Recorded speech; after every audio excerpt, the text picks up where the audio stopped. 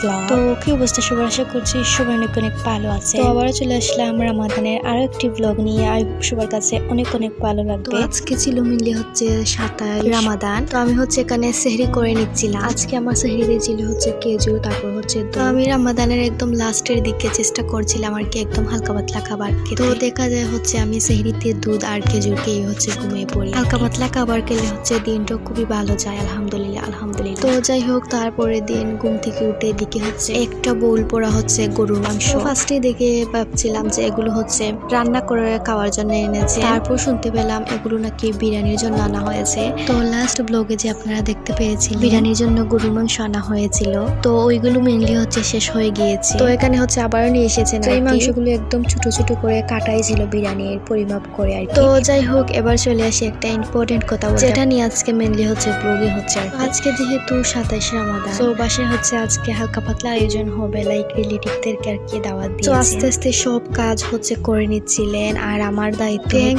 বা জুস বানানো। তো আমি আমার কাজটা খুব সাবধানে করছিলাম, যেহেতু মানুষ রোজা ভেঙে হচ্ছে আমার এই শরবতটা খাবে। তো আজকে শরবতের আইটেম ছিল হচ্ছে মেনলি বেল। তো এই বেল দিয়ে হচ্ছে শরবতটা বানিয়েছিলাম আমি। আর বেলের শরবত বানানো অনেক বেশি কষ্ট আর কি, এর জন্য মেনলি হচ্ছে আমি একটু সকাল সকালই বানিয়ে ফ্রিজে রেখে দিলাম, কোস ঠান্ডা ঠান্ডা খেতে অনেক বেশি ভালো লাগে। তো আমি হচ্ছে এগুলো বানিয়ে বোতলে ভরে হচ্ছে ফ্রিজে রেখে দিলাম। বোতল হয়েছে মেনলি হচ্ছে 10টা আর কি। আমাদের ফ্রিজে হচ্ছে স্পেসের অনেক সমস্যা, লাইক জায়গা নিয়ে একটু সমস্যা হয়। যাই হোক, তারপর এখানে দেখলাম হচ্ছে বিরিয়ানির জন্য গরুর মাংসটা কষিয়ে রাখা হয়েছে, বিরিয়ানি যখন রান্না করা হবে আর কি তখনকার জন্য।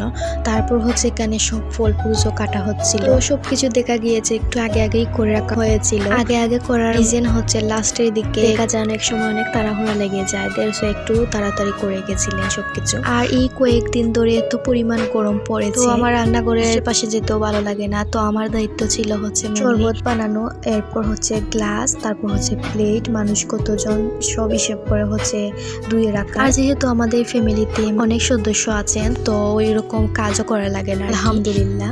লাইক আন্টি, বৌমা, তারপর হচ্ছে মা, তো এরা তো সবাই আছে, এর জন্য মিললে হচ্ছে অনেকটুকু বেঁচে যায় আলহামদুলিল্লাহ আলহামদুলিল্লাহ। তো রামাদানে হচ্ছে আমার একটা দায়িত্ব আছে, লাইক নতুন নতুন যদি কোনো রেসিপি হয় তো সেটা হচ্ছে আমি বানাই। আর নর্মালি হচ্ছে রামাদানে সবসময় শরবতটাই আমি বানাই। তো যাই হোক, সবকিছুর জন্যই আলহামদুলিল্লাহ আলহামদুলিল্লাহ। তো দেখতে দেখতে ইফতারের সময় অলমোস্ট হয়ে যাচ্ছিল, তো এখানে হচ্ছে সব ইফতার আস্তে আস্তে নিয়ে নিচ্ছিলেন আর। তো আজকের ইফতারের মেনুতে কি কি ছিল আপনারা তো দেখতে পাচ্ছেন। ফার্স্টে হচ্ছে গরুর মাংসর বিরিয়ানি ছিল, তারপর ভাজা ছিল, দেন হচ্ছে পেঁয়াজু, তারপর হচ্ছে খেজুর ছিল, আপেল ছিল, তারপর হচ্ছে কমলা ছিল, তারপর হচ্ছে তরমুজ ছিল। তো এই ছিল আজকের ইফতারের আইটেম। তো যতটুকু হয়েছে আলহামদুলিল্লাহ আলহামদুলিল্লাহ। তবে এই ব্লগটাই আই থিঙ্ক আমার লাস্ট ব্লগ রামাদানে। অনেক ভিডিও শেয়ার করেছি আপনাদের সাথে, যদি বেঁচে থাকি এর পরের বছর ইনশাল্লাহ এরকম করে আরো ভিডিও শেয়ার করব। কজ রামাদানের ব্লগগুলো শেয়ার করতেও অনেকটুকু ভালো লাগে। আর দেখতে দেখতে রামাদানের দিনগুলো কিভাবে যে চলে গেল, সবাই মিলে ইফতার করা, তারপর হচ্ছে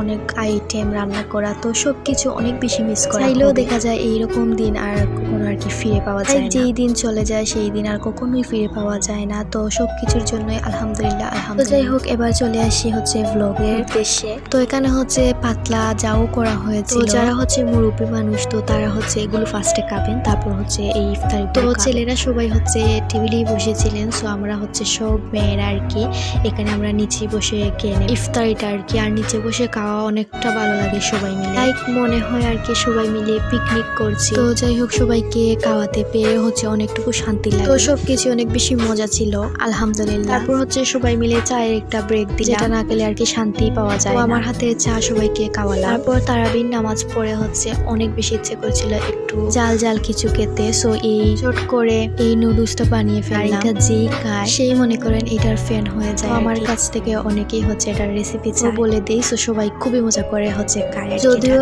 একদম ইজি, এটা পারলে জাস্ট 5 মিনিটে আমার নুডলসটা শেষ। তো এই আজকের ব্লগটা ছিল এই পর্যন্ত। আই থিঙ্ক দেখা হবে ঈদের ব্লগটাতে। আল্লাহ হাফিজ, আসসালামু আলাইকুম সবাইকে।